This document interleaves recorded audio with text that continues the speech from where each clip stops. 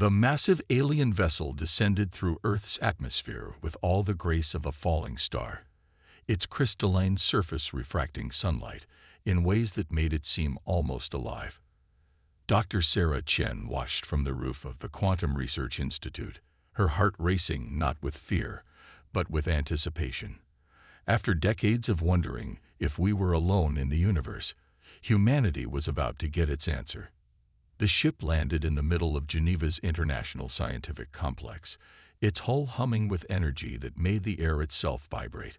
Sarah adjusted her lab coat, straightened her shoulders, and headed down to join the welcoming committee. As the lead researcher in quantum dimensional physics, she had earned her place among the world's representatives. The beings that emerged from the ship were nothing like anyone had expected. Tall, ethereal creatures with bodies that seemed to shift between solid and gaseous states, their very presence challenged human understanding of biology. They called themselves the Archivists, representatives of the Galactic Concordat, an alliance of over 10,000 civilizations. "We have been watching your species for some time," the lead archivist announced, its voice resonating directly in their minds. "Your recent achievements in quantum mechanics have qualified you for preliminary contact." Sarah felt a surge of pride. Her team's breakthrough in quantum entanglement must have caught their attention. But that pride quickly turned to confusion as the archivist continued. "However, we must inform you that your species is still considered primitive by Concordat standards. Your understanding of dimensional physics is particularly lacking. We recommend focusing on more basic technologies for the next few centuries." The dismissal stung, but it was the condescending tone that truly ignited something in Sarah. She had spent her entire career pushing the boundaries of what was possible, and now these beings were telling her to slow down. Back in her lab that night, Sarah couldn't sleep. The equations on her holographic displays danced before her eyes, taunting her with their complexity. The archivists had shared some basic information about their technology, standard diplomatic protocol, they called it. But what they considered basic was revolutionary to human understanding. "They think we're children playing with toys," Sarah muttered to her assistant AI, Araya. "But they've made a crucial mistake." "What mistake would that be, Dr. Chen?" Araya's holographic form flickered beside her. "They've shown us what's possible. And if there's one thing humans excel at, it's achieving the impossible when someone tells us we can't." Sarah began to notice patterns in the archivist's technology that didn't quite add up. Their ships moved through space in ways that defied conventional physics, yes, but there was something else, something they weren't telling humanity. She spent weeks analyzing the data, pushing her quantum computers to their limits. The breakthrough came at 3:47 a.m. on a rainy Tuesday. Sarah had been staring at the same simulation for hours when suddenly everything clicked. "They're not using standard dimensional travel at all," she whispered, her hands shaking as she input new calculations. "They're barely scratching the surface of what's possible." "Araya, start a new project file. Classification level Omega." "Project name?" Araya asked. Sarah smiled, thinking of the archivist's dismissive words. "Project Ascension." Over the next few months, Sarah assembled a small team of the brightest minds she could trust. Dr. Marcus Wong, a theoretical physicist who had once been her fiercest academic rival. Dr. Amara Okafor, whose work in materials science had revolutionized quantum computing. And Dr. James Harper, a mathematician whose understanding of higher dimensional geometry bordered on supernatural. They worked in secret, converting an abandoned subway station beneath the institute into their real laboratory. The official lab upstairs continued its standard research, maintaining appearances for their alien observers. The archivists use 5-dimensional space folding for their travel, Sarah explained to her team, pointing to their complex mathematical models. But they've completely overlooked the possibilities of 7th-dimensional manipulation. They're so convinced of their superiority that they've stopped looking for alternatives. "And you think we can succeed where they've settled?" Amara asked, her eyes scanning the equations with growing excitement. "I don't think. I know. Look at this." Sarah pulled up a new simulation. Human consciousness naturally processes reality differently than the archivists. We're used to thinking outside conventional boundaries because we evolved having to overcome limitations. They've had advanced technology for so long, they've lost that drive to push beyond the accepted. The team worked tirelessly, each breakthrough leading to new challenges. They discovered that human brains were uniquely suited to processing seventh-dimensional calculations, something the archivists' more structured consciousness couldn't handle efficiently. It wasn't that humans were smarter, they were simply different, and in this case, that difference was an advantage. Word of their project eventually reached the Concordat. An archivist delegation arrived at the Institute, demanding to inspect their research. Sarah showed them the official lab, where standard quantum experiments continued as expected.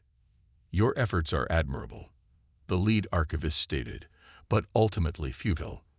We have studied dimensional physics for millennia. There is nothing new to discover." Sarah maintained a polite smile, even as she felt the weight of the real breakthrough pressing against her consciousness. Below their feet, in the hidden lab, the first prototype of humanity's seventh-dimensional drive was taking shape. "Perhaps you're right," she replied diplomatically. "But we humans have a saying. The journey is as important as the destination." The archivist left satisfied, convinced that humanity was staying within its prescribed boundaries. But as Sarah watched their ship depart, she knew everything was about to change. In the race to the stars, humanity had been dismissed as a non-contender, but they were about to learn what every competitor in human history had discovered. Telling humans they couldn't do something was the surest way to guarantee they would. The first sign that Project Ascension had succeeded came not with a bang, but with a whisper. In the depths of their underground laboratory, Sarah Chen and her team gathered around a containment chamber the size of a coffee cup. Inside, a tiny point of light danced and twisted in ways that shouldn't have been possible in normal space. "It's beautiful," Dr. Marcus Wong breathed, his hand hovering over the chamber's transparent surface. The light within seemed to respond to his presence, stretching toward his fingers before collapsing back into itself. "Our first stable seventh-dimensional anchor point." Sarah checked the readings for the 100th time, her hands trembling with excitement. They had done it, created a point in space that existed simultaneously in 7 dimensions. It was the fundamental breakthrough they needed to revolutionize space travel, but it was also something the archivists had declared impossible. Dr. Chen, Araya's holographic form, materialized beside them, her expression unusually concerned. "I'm detecting unusual energy signatures in orbit. 3 Concordat vessels have just emerged from dimensional space." The team exchanged worried glances. The archivists weren't due for their monthly check-in for another 2 weeks. This was something else. "They know," Amara said quietly, her fingers dancing over a control panel as she initiated their security protocols. "But how? We've been so careful." James Harper, who had been silent until now, stepped forward. "It doesn't matter how they know. What matters is what we do next." He looked at Sarah. "We're not shutting down, are we?" Sarah's response was interrupted by a thunderous boom from above. The entire facility shook, dust raining down from the ceiling. On their monitors, they could see Concordat peacekeepers materializing throughout the Institute. "Download everything to the quantum core," Sarah ordered, her voice steady despite the chaos. "Araya, initiate Protocol Omega. Everyone else, you know what to do." As her team sprang into action, Sarah faced the main display, the image of their achievement. The 7th-dimensional anchor still glowed serenely in its chamber. What the archivists couldn't understand, was that this wasn't just about proving them wrong.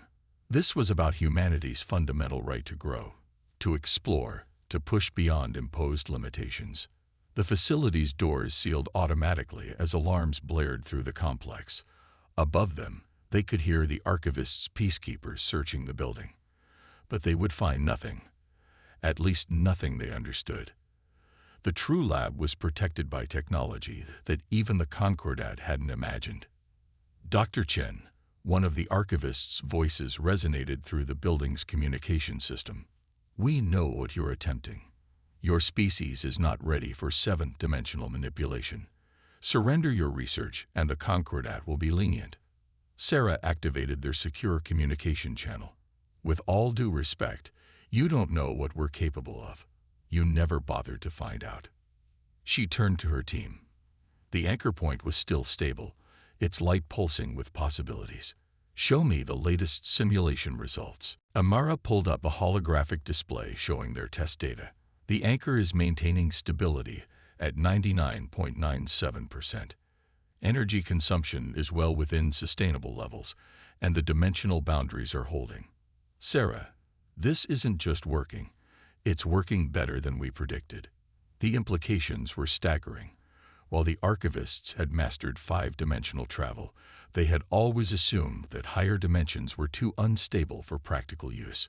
But human minds, with their capacity for abstract thinking and ability to process seemingly contradictory information, had found a way to make it work.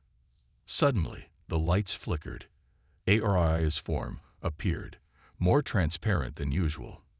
They're attempting to breach our quantum firewalls. Their technology. It's unlike anything in our databases. Let them try, Sarah said, a small smile playing at her lips. Our security systems aren't based on conventional quantum encryption. They're based on 7th-dimensional mathematics. They literally can't crack what they don't understand.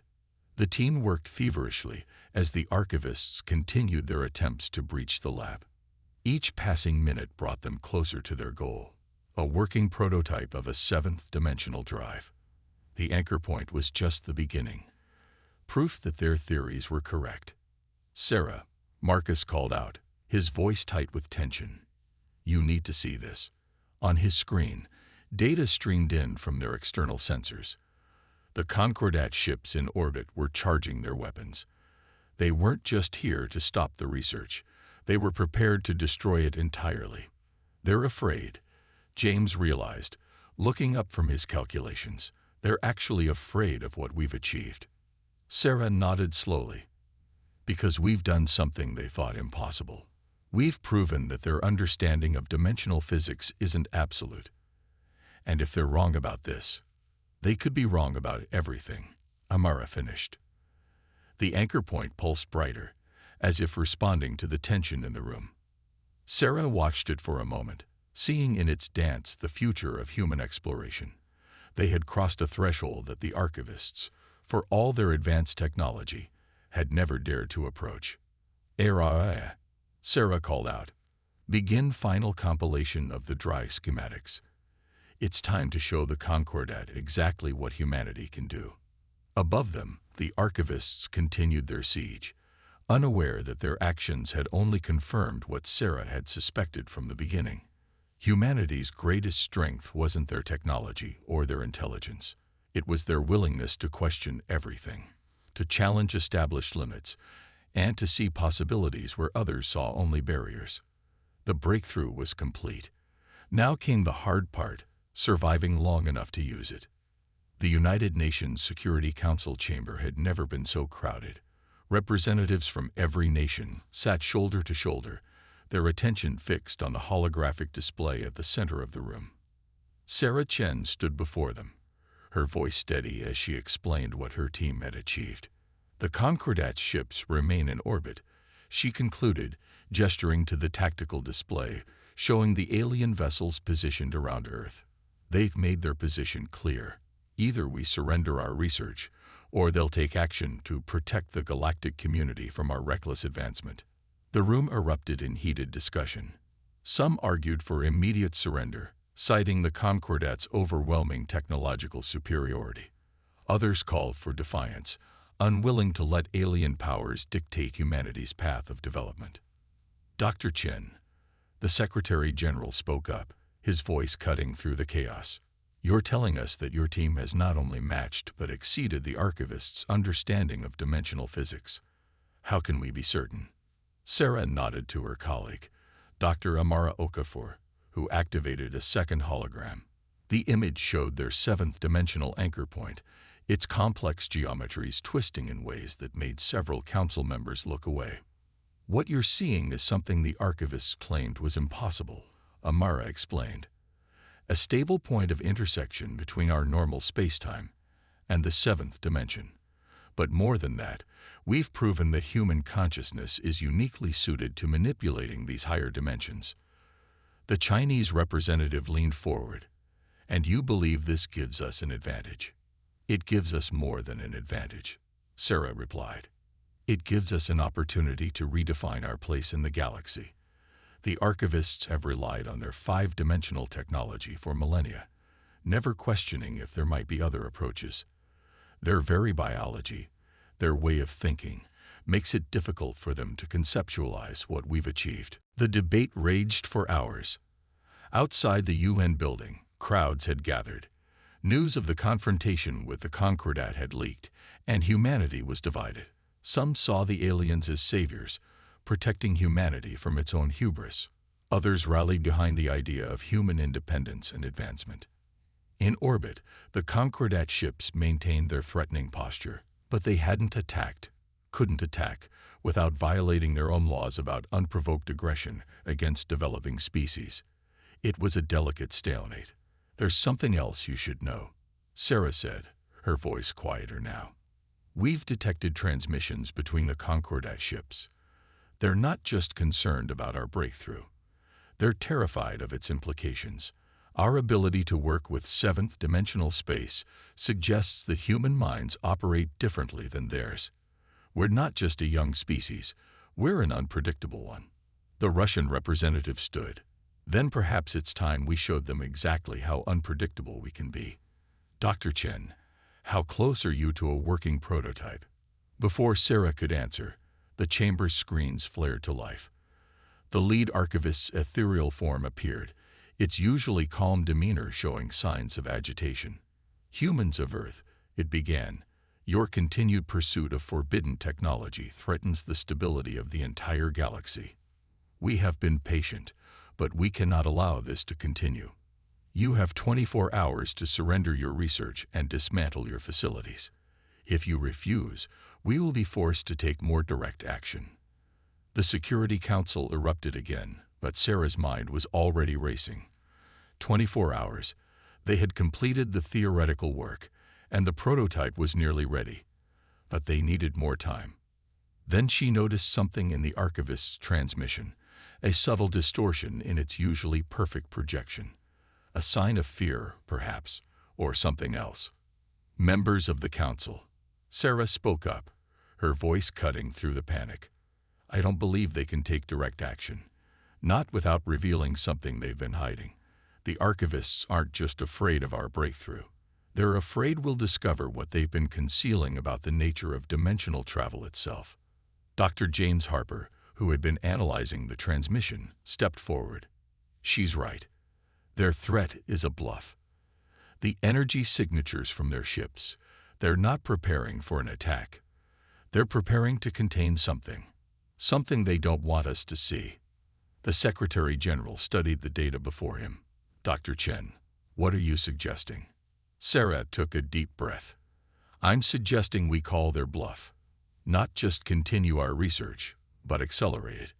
Our prototype is almost ready. Give us the 24 hours, and we'll show them, and the galaxy, exactly what humanity is capable of. The room fell silent as the implications sank in. This wasn't just about scientific advancement anymore. It was about humanity's place in the cosmos, about refusing to be relegated to a footnote in galactic history. If we do this, the Secretary General said slowly, there's no going back. We'll be challenging the entire established order of the galaxy. Sarah looked up at the screens, where the archivist's threat still played. With respect, sir, they challenged us the moment they decided to limit human potential. We're just accepting the challenge. The vote was unanimous. Humanity would not bow to alien demands. As Sarah left the UN building, she sent a coded message to her team. Protocol Phoenix is go. Let's show them what impossible really means. The next 24 hours would change everything, if they survived them. The prototype vessel hung suspended in the vast underground chamber, its crystalline hull pulsing with an inner light that seemed to defy the conventional spectrum. Sarah Chen stood on the observation deck, watching as her team made final preparations. They had named the ship Phoenix, a testament to humanity's ability to rise from the ashes of limitation. Final systems check complete. Dr. Marcus Wong's voice came through the comm system. The 7th-Dimensional drive is stable. Core temperature nominal. Quantum matrices aligned. Sarah checked the countdown timer. 16 hours remained until the archivist's deadline. Around the facility, hidden defense systems stood ready. A last-minute contribution from various world governments. They wouldn't stop a determined Concordat attack, but they might buy precious minutes. Dr. Chen, ARIA, materialized beside her, her holographic form more detailed than ever thanks to the new quantum processors. I'm detecting unusual energy fluctuations from the Concordat ships. They're attempting to establish some kind of dimensional barrier around Earth. Let them try, Sarah replied, studying the ship's final diagnostic readings. They're still thinking in 5 dimensions. They have no way to contain what they don't understand. The Phoenix was unlike anything humanity had built before. While it appeared small by conventional standards, barely larger than a passenger jet, its true mass existed partially in higher dimensions. The outer hull incorporated crystalline matrices grown using principles that bridged the gap between quantum mechanics and 7th-dimensional physics. All personnel, clear the chamber, Sarah announced over the facility's comm system. Prepare for initial power-up sequence. As technicians and scientists filed out of the massive space, Sarah made her way to the ship's entrance. The interior was sparse. No need for extensive life support or conventional propulsion systems when you could manipulate the fabric of reality itself. The pilot interface is ready, Dr. Amara Okafor reported, running her hands over the neural connection apparatus. But Sarah, are you sure about this? The simulations show the human mind can handle 7th-dimensional navigation, but we've never tested it in practice. Sarah settled into the pilot's seat, allowing the neural interfaces to connect. We don't have a choice. The interface was designed for human consciousness. None of us could ask someone else to take this risk. As the connection activated, Sarah's perception began to shift. The ship's sensors fed directly into her consciousness, allowing her to see in dimensions that the human mind normally couldn't process. It was overwhelming at first, like trying to comprehend every possible version of reality simultaneously. Power at 30% and rising.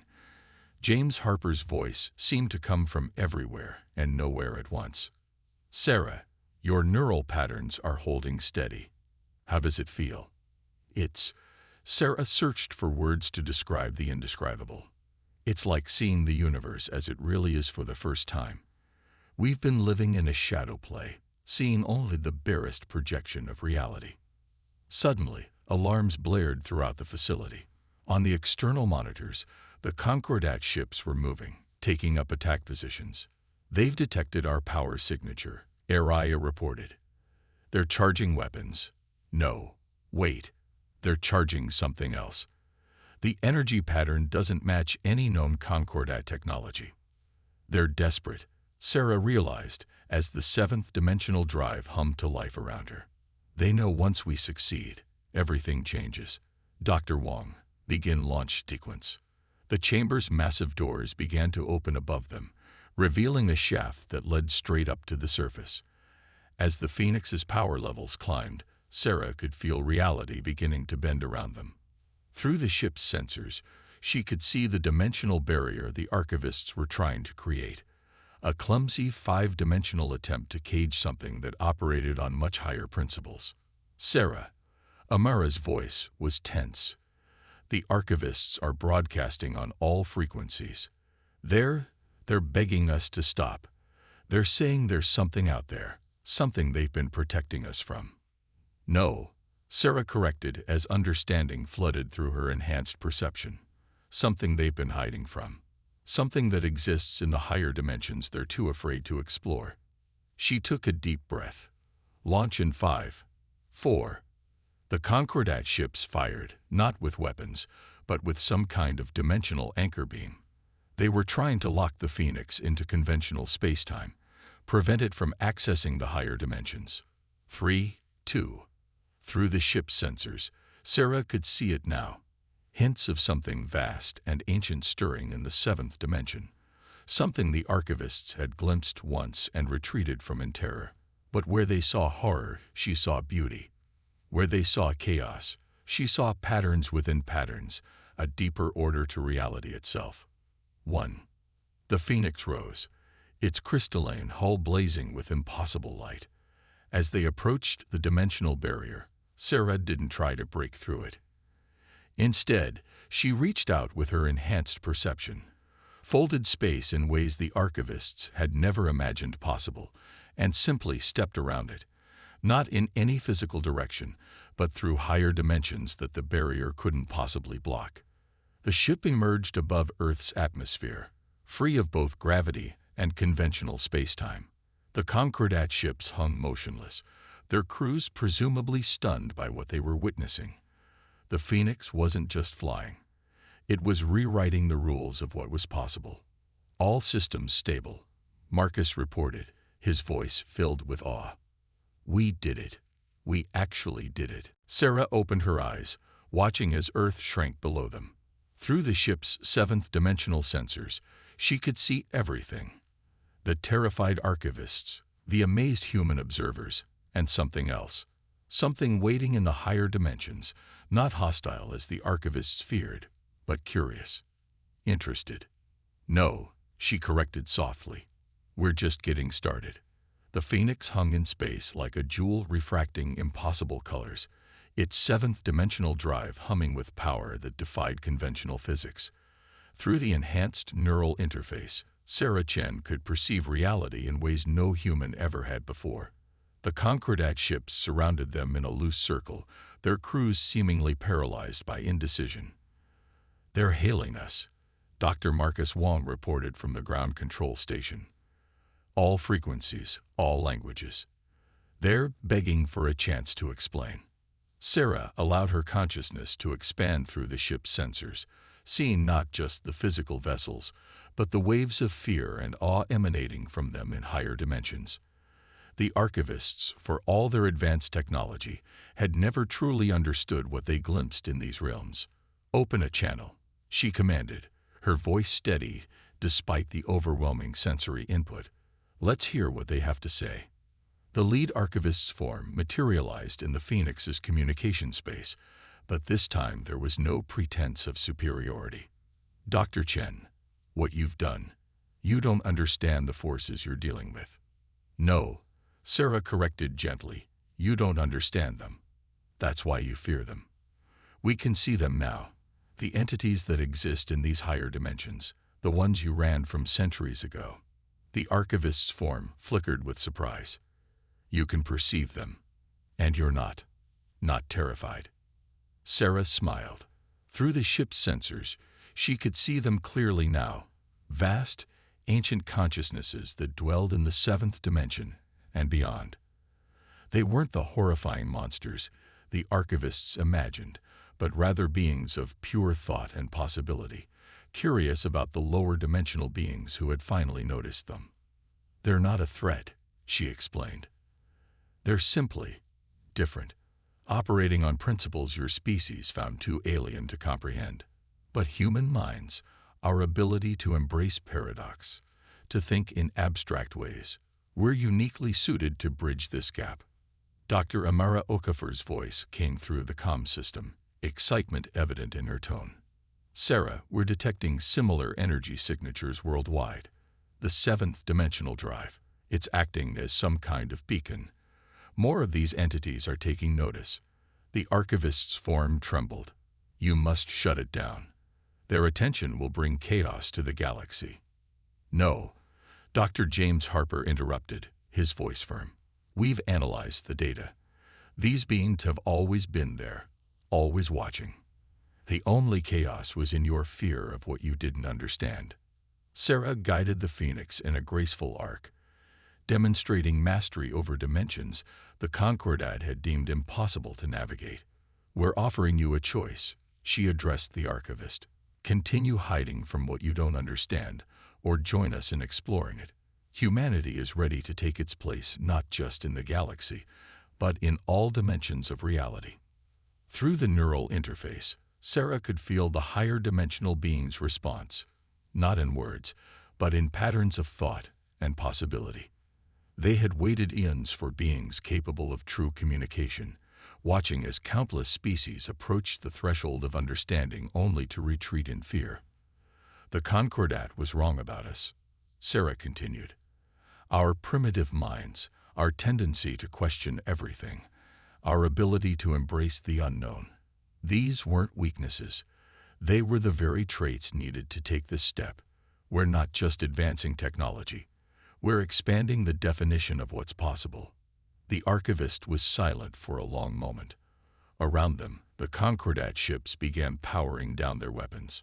On Earth, celebrations erupted as news of the successful test spread. Humanity had not only survived the archivist's deadline, they had transcended it entirely. What would you have us do? The archivist finally asked. Learn with us, Sarah replied. The beings in these higher dimensions, they're not just willing to communicate, they're eager to share knowledge that your species was too afraid to receive. The galaxy isn't just three-dimensional or even five-dimensional. It's a tapestry of interconnected realities, each with its own wonders to explore.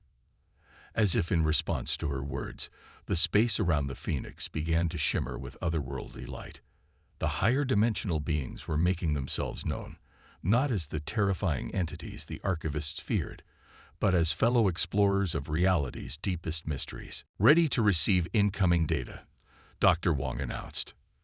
The entities they're sharing information, scientific concepts, mathematical principles we've never. His voice trailed off in awe. Sarah felt it too, a flood of knowledge pouring through the seventh-dimensional connections, filling gaps in human understanding while raising fascinating new questions. This wasn't just first contact with alien life. It was humanity's first step into a larger reality. Tell your people, she addressed the archivist, that the age of limitation is over. Earth isn't just joining the galactic community. We're helping to reshape it. The universe is stranger and more wonderful than any of us imagined, and we're finally ready to embrace that truth. The Phoenix's drive pulsed with renewed energy, its crystalline hull refracting light from dimensions never before witnessed by human eyes. As Sarah prepared to guide the ship home, she knew that everything had changed. Humanity had been dismissed as weak, as primitive, as unready for the cosmos' deeper mysteries. Instead, they had become its pioneers, ready to guide others into dimensions of possibility that even the mighty Concordat had never dared to explore.